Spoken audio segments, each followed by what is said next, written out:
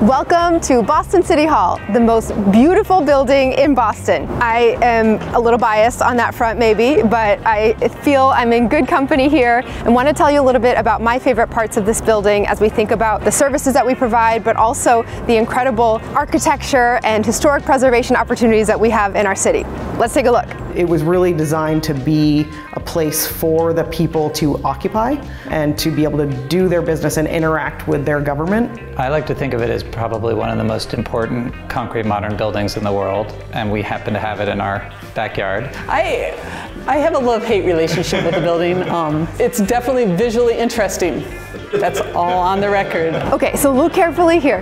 The bricks that flow through the entire plaza, you know, Boston is all about bricks everywhere. But what I love about this building is that they actually flow right into the inside space too. The bricks mark every space that is supposed to be fully public and where people from all backgrounds can come in and feel that sense of belonging. The city needed guidelines for future renovations and maintenance work. Never think of this was going to be a bold, powerful building that should last 500 years. In that whole concept of béton brut, this honesty of materiality, concrete's going to weather, concrete's going to get dirty, it's going to change. The 50 years old, the systems are all out of date. This is the time to reinvest in it. Conservation plans are extremely important. They identify what is significant about this place.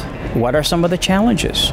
We really worked hard to make sure that it does operate like a user's manual. You might read just the office section, but the office section says that the materials in the office are concrete, glass, and steel. So go read those sections as well. This is probably my favorite part of the whole building. Standing here and looking straight up at the angles and the light when the sunshine is really shining through, just creating the most beautiful light and shadow, just gives people a sense of belonging, because often folks are coming in this building to take care of things that can be quite stressful. The building was originally designed to be what we call a tripartite scheme, where the public levels were all on the lower levels and easily accessible from the plaza. The middle level was what they called the ceremonial level, and that's where the mayor's office and city council offices are.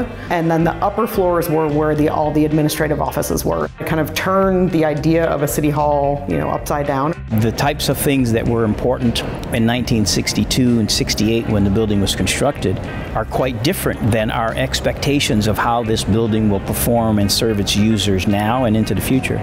It's far from perfect, in my opinion.